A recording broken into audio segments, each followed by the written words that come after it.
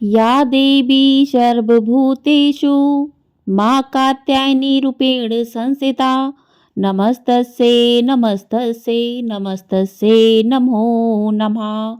जय माता रानी। दोस्तों, आप सभी को नवरात्रि के छठे दिन की हार्दिक शुभकामनाएं। आप सभी पर मां कात्यायनी की कृपा सदा सर्वदा बनी रहे। आज की वीडियो में आप सुनेंगे मां कात्यायनी देवी की कथा और मां की आरती। आप सभी लोग हमारे साथ जुड़े रहिएगा और वीडियो को पूरा जरूर देखिएगा।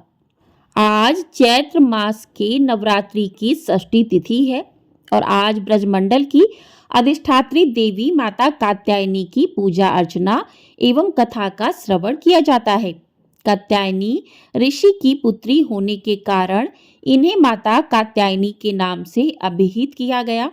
देवी भागवत पुराण के अनुसार नवरात्रि के छठे दिन जो साधक माता कात्यायनी की पूजा करते समय अपना सर्वस्व समर्पित करते हैं, उन्हें माता दिव्य दर्शन देती हैं और माता की कृपा से उन्हें अर्थ, धर्म, काम, मोक्ष इन चारों फलों की प्राप्ति होती है। जब तक वे जीवित रहते हैं, मृत्यु लोक में भी उन्हें स्वर्ग लोक के अलौकिक सुखों की प्राप्ति होती है।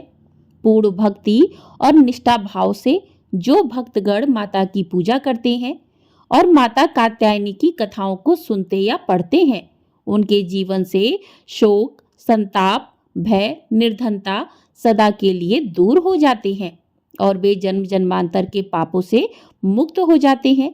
इनकी कृपा से सारे कार्य पूरे हो जाते हैं और मां कात्यायनी अमोघ फलदायिनी है।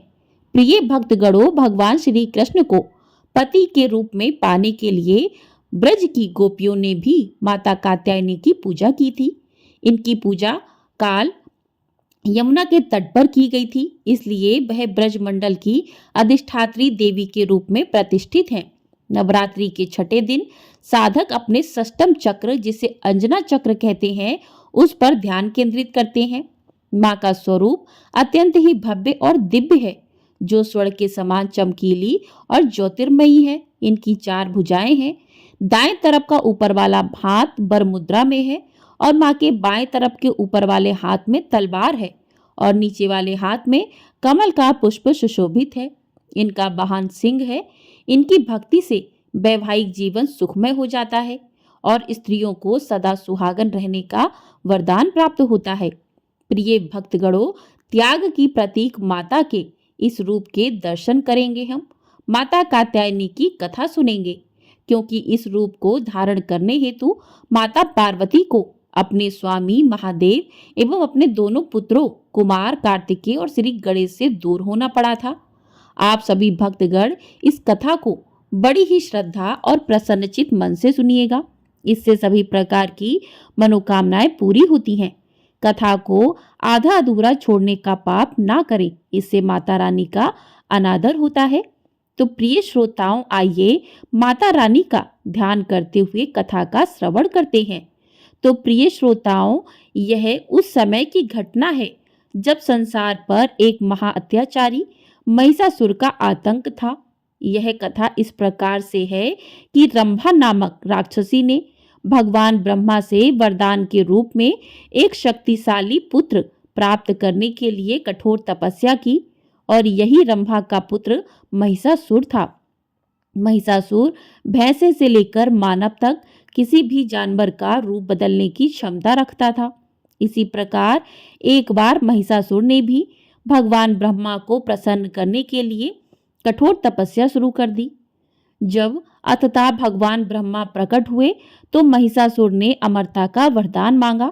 भगवान ब्रह्मा ने यह कहते हुए इनकार कर दिया कि उनके पास ऐसा वरदान देने का अधिकार नहीं है, क्योंकि यह सृष्टि के नियमों के विरुद्ध है। अब तुम दूसरा कोई वरदान मांग सकते हो। इस पर महिषासुर ने अमरता प्राप्त करने का एक दूसरा तरीका खोजा। उसने भगवान ब्रह्मा से यह वरदान मांगा कि उसकी मृत्यु एक स्त्री के हाथों से ही हो। प्रिय भक्तगणों, महिषासुर सोचता था कि स्त्री एक अबला और कमजोर है। उसके पास इतनी शक्ति कहाँ से आएगी कि वह उसका वध कर सके। इसलिए उसने ब्रह्मा जी से ऐसा वरदान मांग लिया और ब्रह्मा जी ने भी उसे तथास्तु कहकर वरदान दे दिया। अब ब्रह्मा जी से वरदान प्राप्त करने के बाद महिषासुर निरंकुश हो गया। उसका अत्याचार और भी बढ़ गया। उसने समस्त देवताओं पर आक्रमण कर दिया और भगवान इंद्र से उनका सिंहासन छीन लिया। इंद्रलोक पर उसने अपना अधिकार जमा लिया। इस प्रकार महिषासुर का अत्याचार शुरू हो गया। उसकी क्रूरता को रोकने वाला कोई नहीं था, क्योंकि उसने तीनों लोकों में कहर बरपा रखा था। इंद्र ने अपना सिंहासन खो दिया। यज्ञ एवं पूजा पाठ बाधित हो गए और सृष्टि में सर्वत्र असमंजस्य स्थापित हो गया। तो प्रिय श्रोताओं, इसी बीच देवी के परम भक्त ऋषि कात्यायन देवी को अपनी पुत्री के रूप में प्राप्त करने के लिए घोर तपस्या कर रहे थे एवं माता ने भी उन्हें वचन दिया था कि वे उनके पुत्री के रूप में अवतार लेंगी। अब ऋषि कात्यायन की कठोर तपस्या से प्रसन्न होकर माता पार्वती ऋषि कात्यायन के घर पुत्री के रूप में अवतार ले लेती हैं। अब ऋषि कात्यायन की पुत्री होने के कारण उनका नाम कात्यायनी पड़ा। उन्हें कात्यायनी नाम से अभिहित किया गया। इधर महिषासुर के अत्याचार से सभी देवी देवता त्राही त्राही कर रहे थे। इस प्रकार वे ब्रह्मा विष्णु महेश तीनों देवताओं के पास गए और तभी तीनों देवता मिलकर कात्यायन ऋषि के आश्रम पर आए। उन्होंने माता कात्यायनी से विनती की कि वे महिषासुर का वध करें और देवताओं का कल्याण करें। देवताओं की यह दुर्दशा देखकर माता कात्यायनी अपने सर्वशक्तिमान सिंह पर आरूढ़ हो गईं। इस प्रकार सभी देवताओं ने अपने अस्त्र शस्त्र सभी शक्तियां उन्हें प्रदान की। सभी शक्तियों से परिपूर्ण होकर सिंह पर आरूढ़ होकर देवी कात्यायनी विंध्याचल पर्वत की तरफ चल पड़ी। वहां जाने के बाद वे एक आसन जमाकर वहीं पर ध्यानमग्न हो गईं। उधर जब महिषासुर के सेवकों की नजर उन पर पड़ी और उन सेवकों ने अपने राजा महिषासुर से देवी के बारे में बताया, अपने सेवकों द्वारा माता रानी के रूप की प्रशंसा सुनकर महिषासुर ने अपने सेवकों को पुनः माता रानी के पास भेजा। उनसे विवाह प्रस्ताव स्वीकार करने के लिए कहा। इस प्रकार सभी सेवक माता रानी कात्यायनी के पास गए और उन्होंने महिषासुर का प्रस्ताव माता कात्यायनी के समक्ष रखा। तब माता कात्यायनी ने कहा, मैं उसे ही वर दूंगी जो मुझे युद्ध में पराजित करे। इतना सुनने के बाद महिषासुर को बड़ा ही आश्चर्य हुआ। महिषासुर ने खुद को इतना बड़ा समझ लिया था कि वह एक महिला से युद्ध नहीं कर सकता था। उसने अपनी सेना उनसे युद्ध करने के लिए भेजी। कुछ ही समय में माता रानी ने सभी दैत्य सेनाओं का नाश कर दिया और चचोट, चमर और कई अन्य घातक राक्षसों को उनके द्वारा जमीन पर गिरा दिया गया। एक महिला द्वारा अपनी पूरी सेना को पराजित किए जाने पर अपमान सहन करने में असमर्थ महिषासुर स्वयं युद्ध के मैदान में उनका सामना करने के लिए उनके सामने आया। क्रोध में अंधा वह मूर्ख विभिन्न रूप धारण करने लगा। कभी वह एक भयानक भैंसे में बदल गया, कभी एक हाथी, एक शेर और कई अन्य भयानक प्राणियों में उसने देवी के सिंह पर आक्रमण करने के लिए छलांग लगाई। अपने क्रोध में महिषासुर ने युद्ध के दौरान पृथ्वी पर भयानक कंपन और अन्य आपदाएं भी पैदा कर दी। प्रिय श्रोताओं, वह कोई साधारण राक्षस नहीं था। इस प्रकार उसके और देवी के बीच 10 दिनों तक युद्ध चलता रहा। अंत में उसने हवा में एक लंबी छलांग मारी और माता ने अपने पैर से उसे जमीन पर गिरा दिया। जैसे ही वह भैंसे से इंसान में बदल रहा था, माता कात्यायनी ने अपना त्रिशूल उसकी छाती में घुसा दिया। फिर उन्होंने उस दुष्ट राक्षस का सिर धड़ से अलग कर दिया। महिषासुर का वध करने के बाद सभी देवी देवता बहुत हर्षित हो गए और प्रसन्नता पूर्वक उनका जय जयकार करने लगे। ऋषियों ने अपने सिर झुकाकर उन्हें नमस्कार करते हुए उनकी स्तुति की। तीनों लोकों को व्याकुल करने वाले महिषासुर का माता रानी ने अंत कर दिया। देवताओं को वरदान दिया कि जब जब देवता उनका स्मरण करेंगे तब तब माता रानी उन्हें संकटों से मुक्ति दिलाएंगी। महिषासुर का वध करने के कारण इन्हें महिषासुर मर्दनी भी कहते हैं। प्रेम से बोलिए माता कात्यायनी की जय। आइए अब सुनते हैं जिन्होंने यह व्रत सबसे पहले किया उनकी कथा। इस कथा को सुनने के बाद माता कात्यायनी की कथा संपूर्ण होती है। एक बार एक बूढ़ी माँ ने नवरात्रि का व्रत किया, बड़ी ही भक्ति भाव से पूजा अर्चना की। उन्हें वृद्धावस्था में क्या बाधा थी, वह तो अपने पुत्र पतियों की सुख सुविधा के लिए व्रत किया करती थी। वे दिन भर कठोर मन करके अपनी प्यास को रोके रहीं और दिन भर में ब्राह्मणों को मिट्टी के पात्र में भरकर पानी और ऋतुफल दान दिए। दोना भर भर के चीनी और दही वितरण किया। उन्हें गर्मी के कारण बहुत बेचैनी हो रही थी, इस कारण वे बहुत देर तक पानी में पड़ी रहीं, मुंह धोती रहीं। तब कहीं थोड़ा बहुत धैर्य बंध पाया। धूप तो तेज पड़ रही थी, इसी कारण बार बार मुंह सूख रहा था। बहुत बेचैनी हो रही थी, एक तो बुढ़ापा और दूसरा ये भयंकर गर्मी। वृद्धावस्था की स्थिति तो कुछ दूसरे ही प्रकार की होती है। जैसे तैसे रो धो करके दिन कट गया। अब पहाड़ से रात सामने थी, उनका कटना बड़ा ही कठिन दिखाई दे रहा था। खटिया पर पड़े पड़े शांति नहीं मिल रही थी, वे बार बार करवट बदल रही थी। अनेक बार वे बाहर जाती और भीतर आती, उन्हें घर के अंदर शांति नहीं थी। वे खटिया पर पड़ी पड़ी माता का स्मरण करती रहीं। वे कहती रहीं, हे माता जी, आप मेरी लाज रखिएगा, आप ही मुझे शांति दे दीजिएगा, जिससे मैं यह व्रत कर सकूं और यह पहाड़ सी रात शांतिपूर्वक व्यतीत हो सके। प्यास के कारण बूढ़ी माँ की बेचैनी तो बढ़ ही रही थी। उन्होंने धैर्य रखने का बहुत प्रयास किया, किंतु सहनशीलता की सीमा टूट गई और वे घबराकर एकदम चिल्ला उठी, बोली, बचाओ बचाओ। अम्मा का चिल्लाना सुनकर परिवार भर के नर नारी, बच्चे और पड़ोसी एकत्रित होकर बूढ़ी अम्मा के खटिया के समीप पहुंच गए।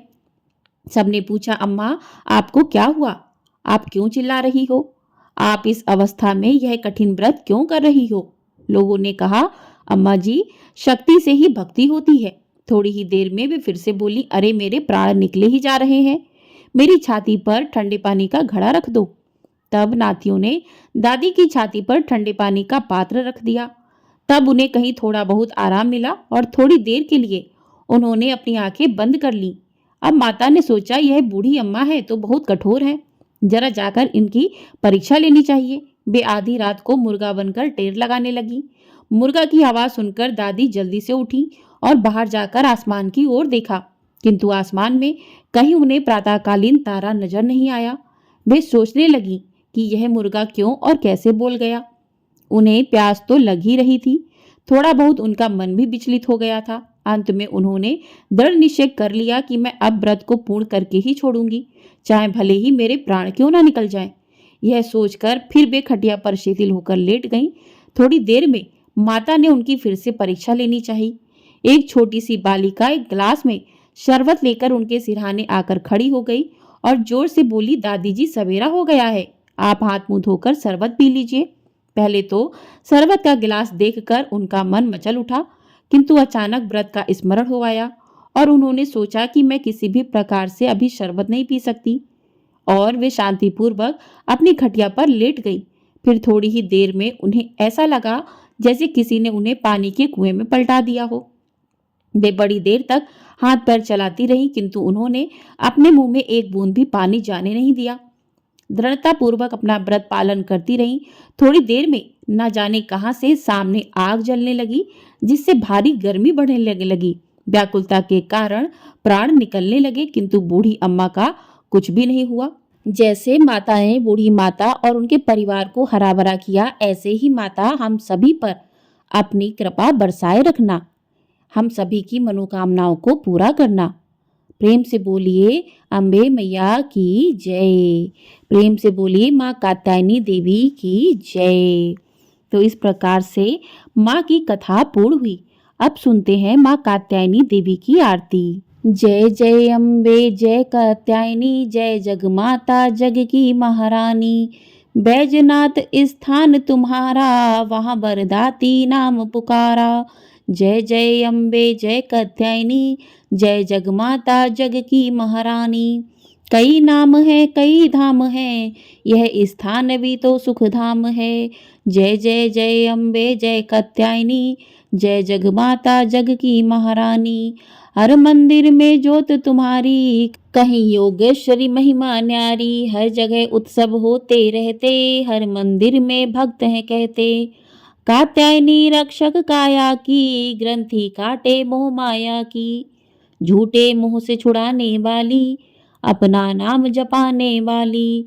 बृहस्पतिवार को पूजा करियो, ध्यान कात्यायनी का धरियो। हर संकट को दूर करेगी, भंडारे भरपूर करेगी। जो भी माँ को भक्त पुकारे, कात्यायनी सब कष्ट निवारे। जय जय अम्बे जय कात्यायनी, जय जगमाता जग की महारानी। प्रेम से बोलिए माँ कात्यायनी देवी की जय। प्रेम से बोलिए माँ अम्बे की जय।